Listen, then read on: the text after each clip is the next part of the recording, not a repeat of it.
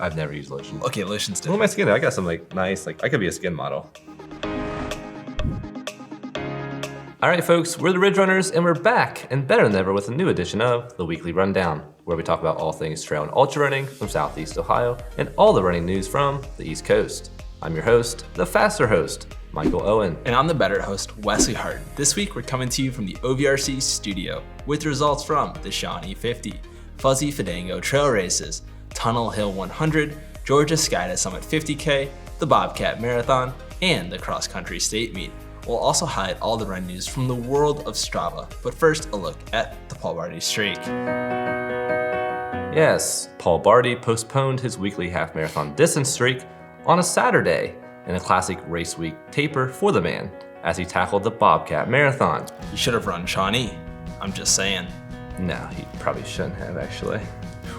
Barte completed the race in 7 hours, 47 minutes to extend his streak to 414 weeks. I'm sure he'll get back on his Monday streak extension routine next week as he goes for number 415.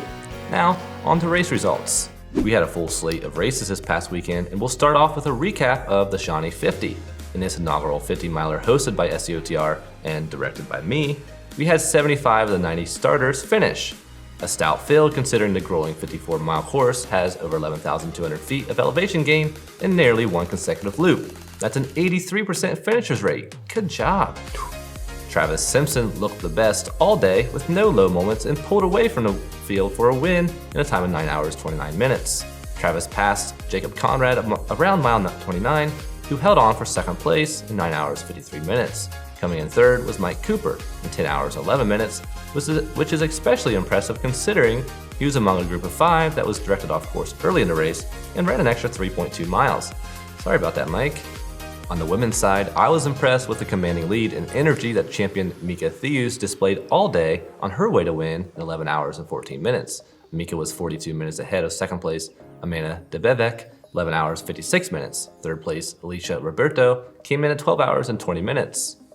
One impressive finish worth highlighting was our youngest runner, an OU student, Ethan Sleeman, who completed his first ultramarathon and placed 6th with a time of 11 hours, 6 minutes. Well done, Ethan, and everyone else. I just want to give a quick shout out to the Cleveland boys, Alec Torgerson and Tim Crow, for absolutely crushing the Shawnee 50.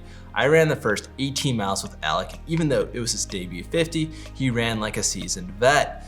He came in just under his goal of 11 and a half hours. Well done, Alec. Let's hit the trails when I'm back up north. Tim Crow is also Mr. Consistent when it comes to ultras. No matter the distance, 50K to 100 miles, he always finishes in the top 20.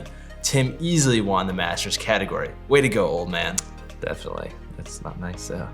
And Wesley, it looks like you finally got the monkey off your back with a finish. You neither succumbed to a DNF or overslept, so congrats on your finish, Wes. Thank you.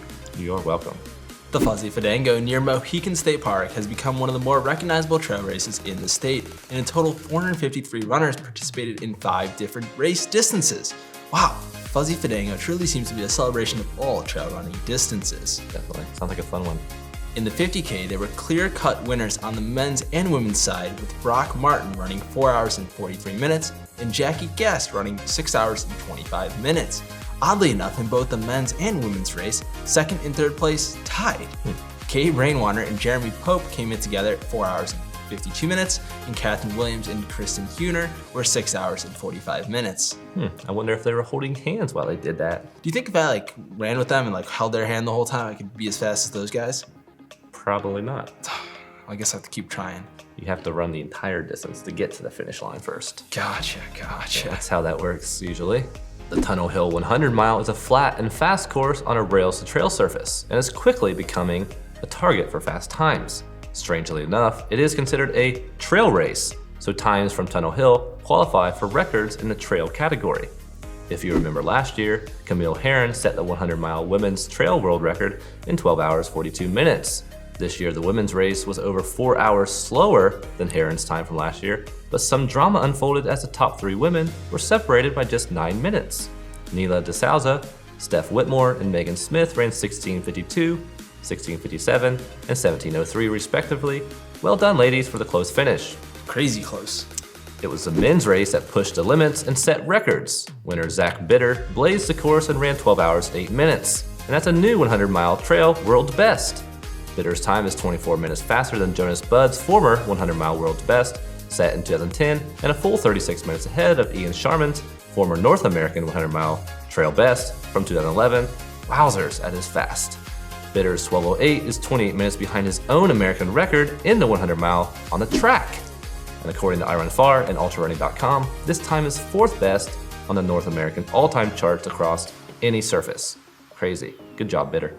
You know what I'm bitter about? This Bitter guy ran 100 miles faster than I ran 54 miles this weekend. Unbelievable. Talk about being bitter. I'd be bitter too if I was you. In all seriousness, congrats on the world record. Bitter. The Run Bum Georgia Sky to Summit 50K is a beautiful single track course with around 20 waterfalls. That's water dropping from the top to the bottom. It wouldn't be opposite of that. Amanda Morris led the women's field with the second fastest time in race history with 5 hours and 41 minutes. Men's winner Dennis Bauer edged out Matthew Johnson by less than a minute. Wow. The two were 5 hours and 3 minutes and 5 hours and 4 minutes. Well done, everyone. The Bobcat Marathon took place at Burr Oak State Park. Ryan Brooks and Caroline Hinkle, both from Kent, Ohio, Pretty good for a city that can't read, can't write. took home the overall men's and women's times with 4 hours and 2 minutes and 5 hours and 11 minutes. In addition, congrats to all of Ridge Runner Nation that participated in the race. It looks like Hugh Ensley, Jessica Kopowitz, Alyssa Chance, Nathan McGee, and a few others had some Barte. fun in the mud. Yeah, I saw those pics. Looked pretty sloppy down there by the lake. At the state cross-country meet debacle, we had some local runners and teams take part. The Unioto boys had an impressive 6th place finish for the D2 race. Good job, Unioto. Tony Tokovich of Athens ran 17:27 for 115th place in the D1 race. In the boys D2 race, Aiden Kamler of Portsmouth ran 17:37 for 71st place. Individual runners in the D3 race saw Eli Fullerton of Belpre have an impressive 6th place finish in 16:45, and Evan Leas from Beaver Eastern ran 17:03 for 19th place. Good job, boys. In the girls' races, Riley Fee of Vinton County ran 20:15 for 50th place, and in a D2 race, Cameron Miller was 74th place with a time of 21:16. Two more local teams that advanced to the state meet, Trimble boys in D3 and Rock Hill boys of D2, finished 20th place out of 20 teams. Not bad though, just for making it. And now for our Strava rundown, where each week we highlight all the interesting activities and achievements from runners all across the East Coast. If you want to get noticed on the rundown, join Ridge Runners. Gosh, is that the Soldier Boy dance? You bet, Superman. Haven't seen that since like 2006. Right All on. right, well yeah, anyway, join the Ridge Runners Club on Strava by visiting the link below. Alyssa Chance ran this beautiful route early in the week before her awesome performance at the Bobcat Marathon. She was able to take in the picture-perfect morning while remembering the victims from the horrible tragedy that took place in Pittsburgh just a few weeks prior. Thanks for the photos, Alyssa. Ned Raybould and Brittany Hessen ran the Salt Fork Trail Challenge this weekend and absolutely crushed it. Ned stated that even though he was 10 minutes slower than last year, he placed noticeably higher. For Brittany, it was her first run back from an injury. Stay healthy, Brittany, and we'd look to be seeing more trail races from you in the future. Good job, guys. Cross-country coach Chadwick Robinson had a runner make it to the state meet, and due to the postponement, Chadwick had to miss the Shawnee 50. Bummed about that. His athlete, sophomore Darian Tillett, finished 74th out of 181 in the D3 race. Well done, Darian, overcoming all the adversity this season, making the state meet and running a week late. Chadwick decided to make the most of his weekend after the race by running his 22-mile route in the Cuyahoga Valley National Park on Sunday. He achieved over 5,500 feet of vert on this run. It consisted of doing 10 repeats on a 175-foot climb, a nice road loop with vert, and finished with another 10 repeats on that climb. Awesome work, and good luck at the Looking Glass 50-miler in North Carolina. Pretty cool climb, huh? Yeah, it looks like a good one. I'm gonna go check it out when I'm back home for sure. For sure. Brendan Pollock had a solid Sunday afternoon run with sunshine, a little vert, and some perfect fall temps. Why did you capitalize sunshine? It's not a proper noun. It was very sunny that day. Ah, okay. He had 3 PRs on his run. Brendan has been working his butt off coming off an injury. Keep crushing those Pittsburgh roads and trails, and big things are coming for you in 2019. I hope so. Bob Floor ran the Canton Charge 5K in cold, windy, and slick conditions. He was still able to run sub-7 pace for a 21:28 5K. Nice run, Bob. We should go check out a charge game sometime. What is that, some video game sporting event? Yeah, it's it's basketball. Bonzi Collison, remember the name, basketball fans. What division is the Charge? They're the G League, sponsored by Gatorade. Never heard of the G League. It's the D League. The Now D. now it's the G League. So just A, B, C, D, E, F, G, H, I. Is it? Crazy. Yeah.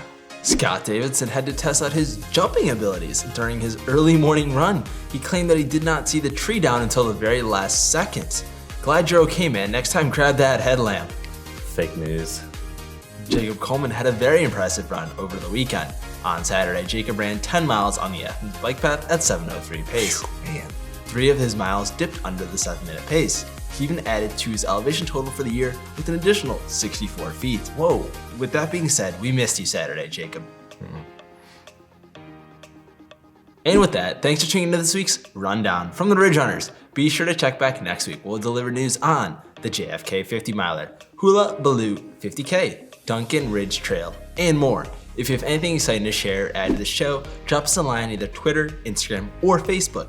In addition, subscribe to our YouTube channel and hit the bell below, and you'll be notified every single time we release a new video. You can also find us in podcast form on Apple iTunes and Google Play. I'm your host, the better host, Wesley Harden. And I'm your faster host, Michael Owen. Get out of here, and we'll see you next week on the Weekly Rundown.